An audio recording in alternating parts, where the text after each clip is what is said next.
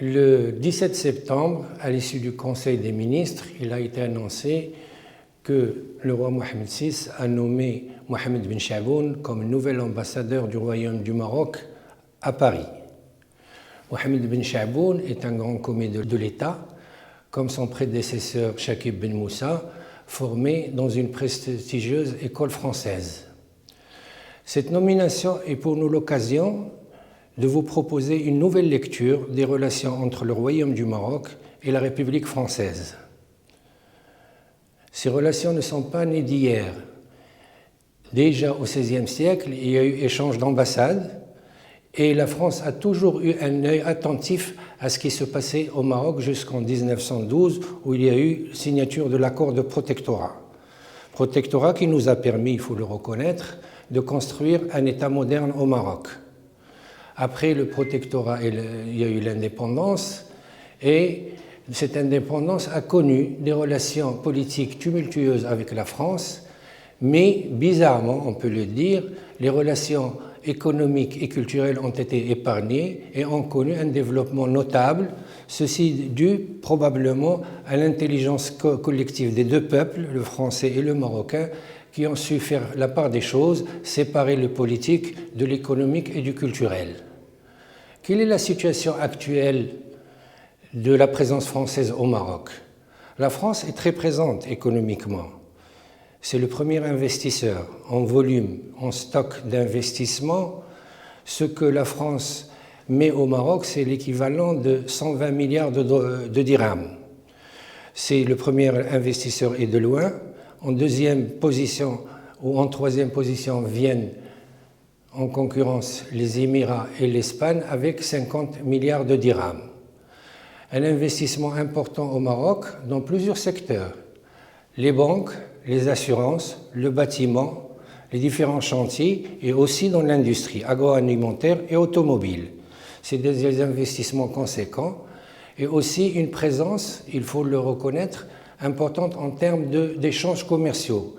La France est notre deuxième partenaire commercial avec des échanges de marchandises de qualité à haute valeur ajoutée et aussi notre balance commerciale avec la France connaît un équilibre, ce qui est très appréciable pour un pays comme le Maroc.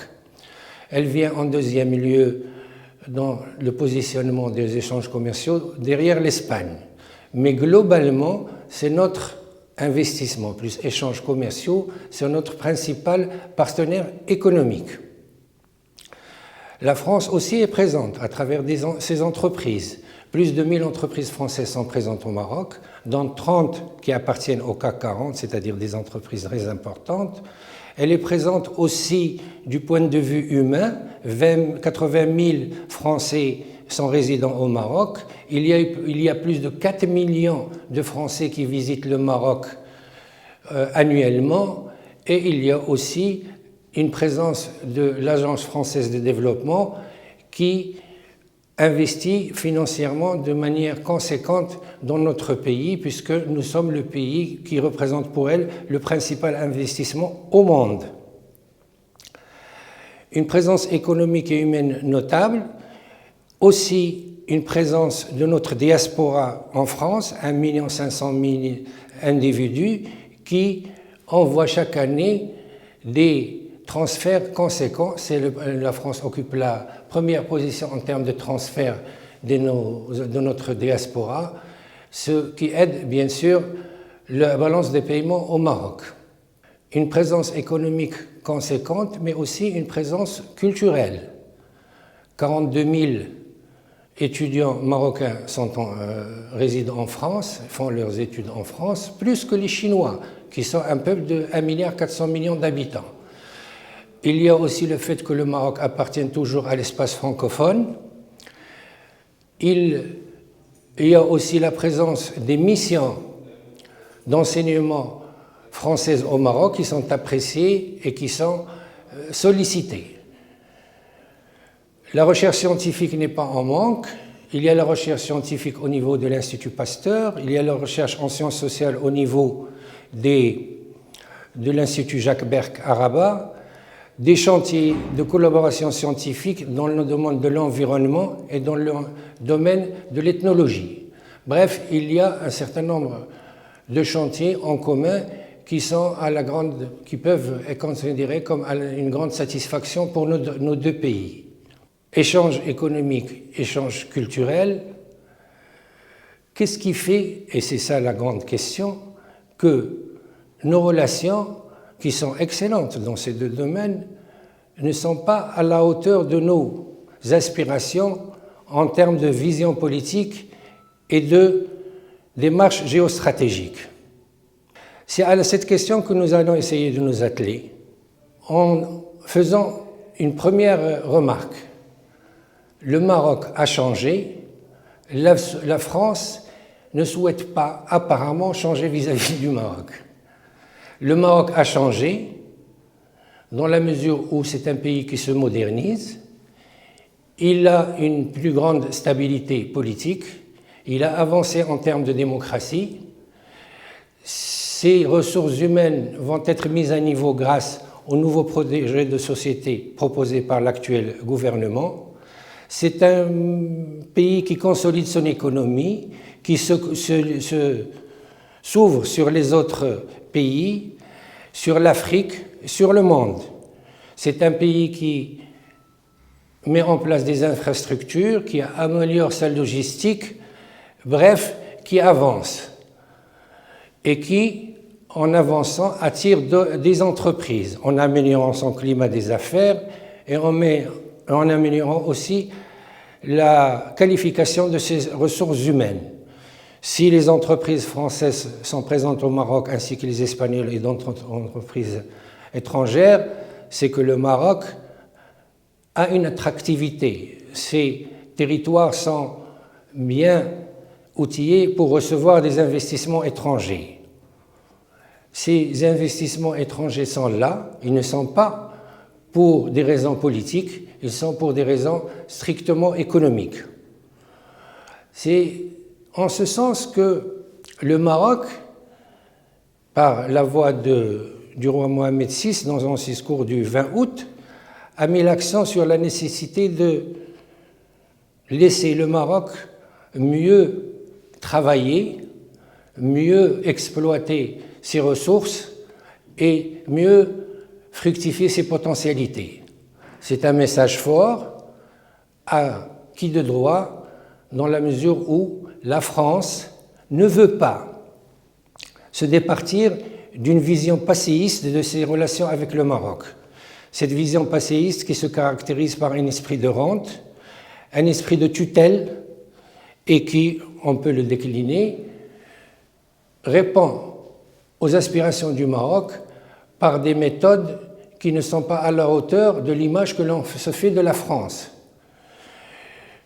Articles de journaux orientés, livres orientés, attaques contre notre appareil sécuritaire, attaques contre notre image à travers Pegasus et dernièrement, réduction du nombre de visas accordés aux Marocains, décision, comme l'a précisé le ministère des Affaires étrangères, injustifiée. Alors que dans d'autres pays considèrent que le Maroc est un pays d'avenir, qu'il peut représenter un hub pour la conquête de l'Afrique, c'est le cas de l'Espagne et des États-Unis d'Amérique, la France considère le Maroc comme un concurrent en Afrique. Cette attitude, qui n'est pas constructive, n'est pas de nature à servir la France. Parce que, il faut le rappeler, le Maroc a besoin de la France. Il a besoin de la France au sein des Nations Unies, il a besoin de la France au sein aussi de l'Union européenne, il a besoin de la France en termes d'investissement et de recherche scientifique. Comme la France a besoin du Maroc. Le Maroc d'aujourd'hui est une puissance régionale. Il ambitionne de devenir la 4e puissance économique d'Afrique pour bientôt. C'est la principale pour bientôt aussi puissance économique dans le Maghreb. C'est un pays, au-delà de la stabilité, peut offrir une sécurité dans les flux migratoires, dans sa région, peut aider à mieux stabiliser le Sahel. La France est appelée à demeurer en Afrique. Elle a été exclue de l'Indo-Pacifique elle n'a que l'Afrique pour justifier son siège au sein du Conseil de sécurité. Donc elle a besoin d'un Maroc fort, d'un Maroc qui peut jouer un rôle de partenaire, mais un nouveau partenaire. Il y a des voix qui s'élèvent en France disant comme quoi le Maroc cherche à trouver d'autres alliances stratégiques, notamment auprès des États-Unis d'Amérique et de la Grande-Bretagne. Tout analyste honnête reconnaît que la nature et la densité des relations entre la France et le Maroc ne sont pas de la même nature que ceux avec les États-Unis et la Grande-Bretagne. Nous avons d'excellentes perspectives en termes de relations politiques, économiques et culturelles. Il faut les fructifier pour en faire un chantier d'avenir pour nos deux pays. Le Maroc a changé, il a changé en mieux. Il appartient maintenant à la France de prendre acte de ce changement, comme l'a souligné le roi Mohamed VI, et d'aller de l'avant.